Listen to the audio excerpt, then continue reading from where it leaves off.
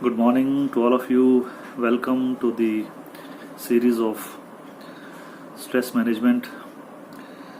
इस वीडियो में हम थोड़ा सा जो टॉपिक है उसको डाइवर्ट करेंगे।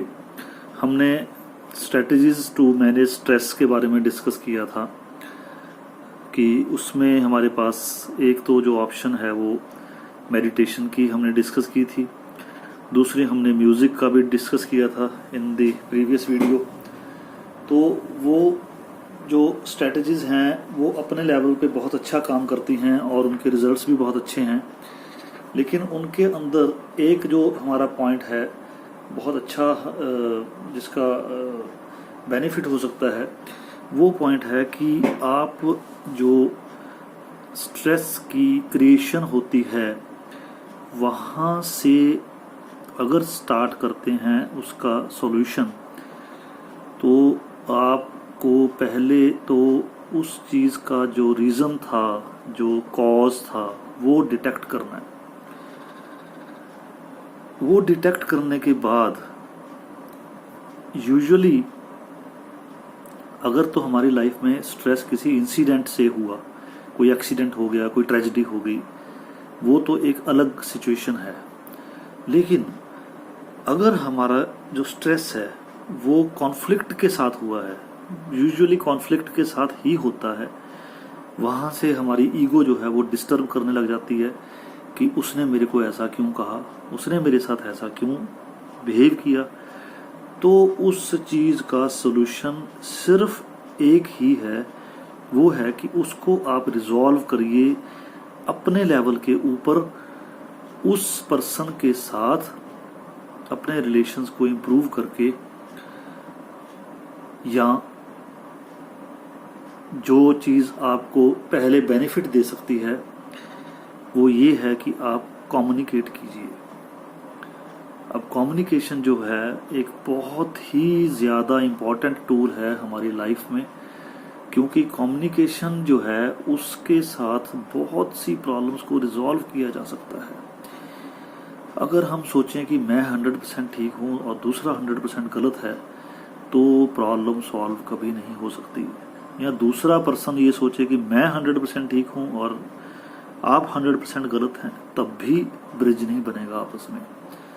ब्रिज तभी बनेगा अगर क्रॉस टॉक होगी, अगर आमने सामने बैठा जाएगा और उस चीज़ का सॉल्यूशन जो है वो ढूंढा जाएगा, या अगर दोनों पक्ष जो हैं वो सॉल्यूशन ढूंढना चाहते हैं, तब ये रिजॉल्व हो सकता है जो कॉन्फ्लिक्ट है।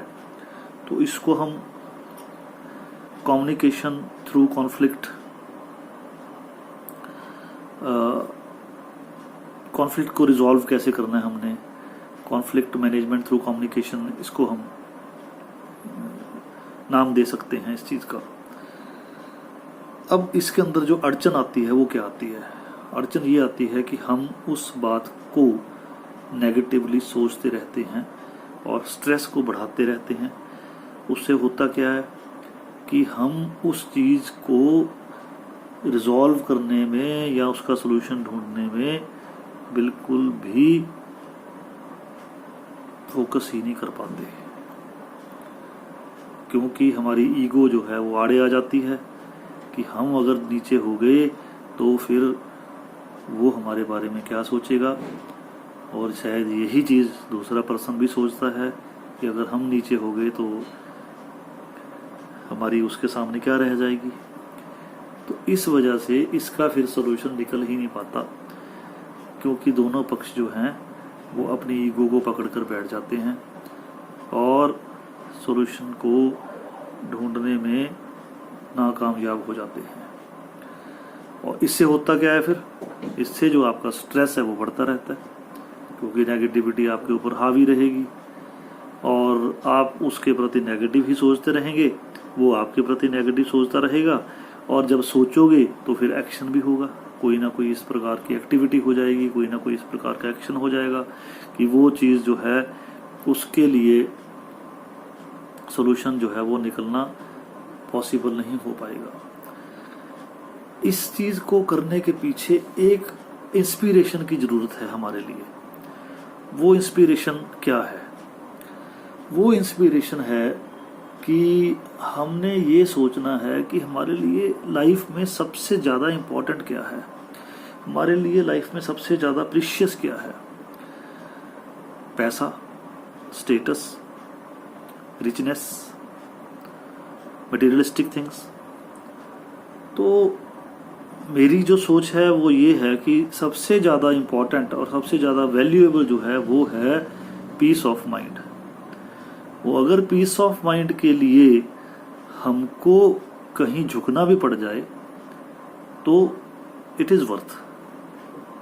कुछ इसके अंदर गलत नहीं है, कुछ इसके अंदर बुरा नहीं है, but with in the limits.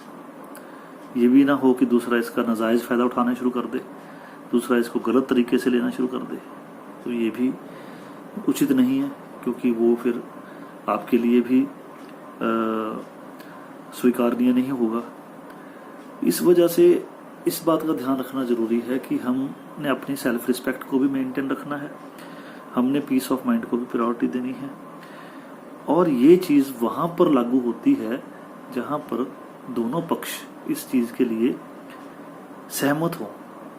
अब एक पक्ष जो है वो सोचे कि मैंने तो पीस ऑफ माइंड के लिए रिजॉल्व करनी है कॉन्फ्लिक्ट, और दूसरा कहे कि मैंने तो करनी नहीं है, या मैंने तो अपनी हवा दिखानी है, मैंने तो अपनी आकड़ दिखानी है, तो फिर वहाँ पर रिजॉल्व कुछ भी नहीं हो पाएगा। प्रॉब्लम जो है वो वहीं की वहीं रहेगी और उस प्रॉब्लम का कोई सोल्यूशन नहीं निकल पाएगा।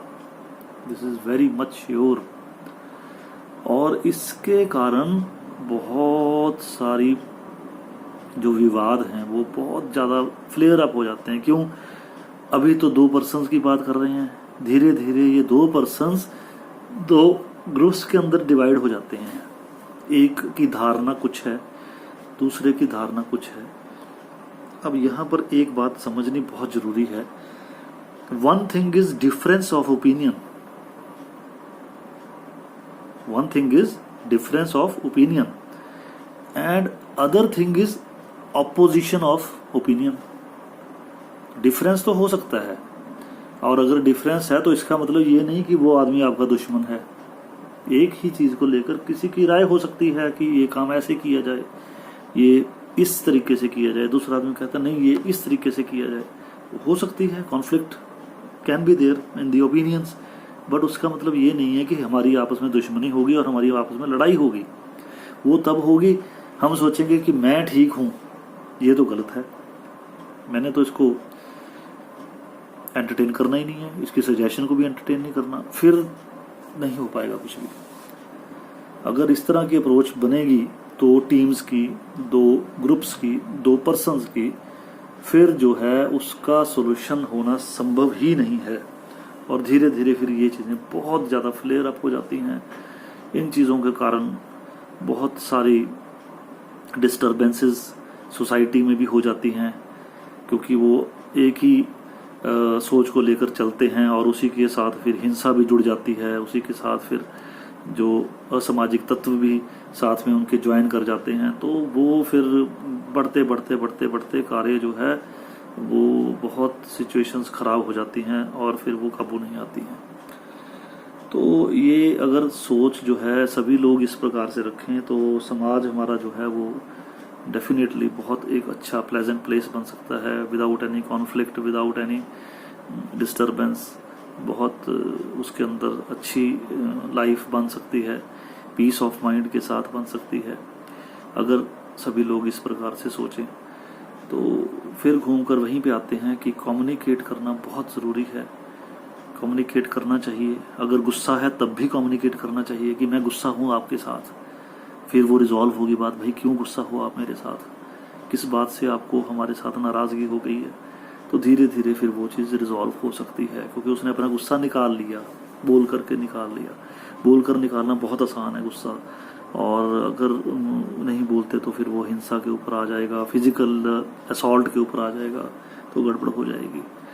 तो with this we close this video. Subscribe this channel, like and comment. You are welcome to give any suggestion. So we will meet with the new video in the next sitting. So till then, take good care of yourself. Thank you so much for your time. Bye.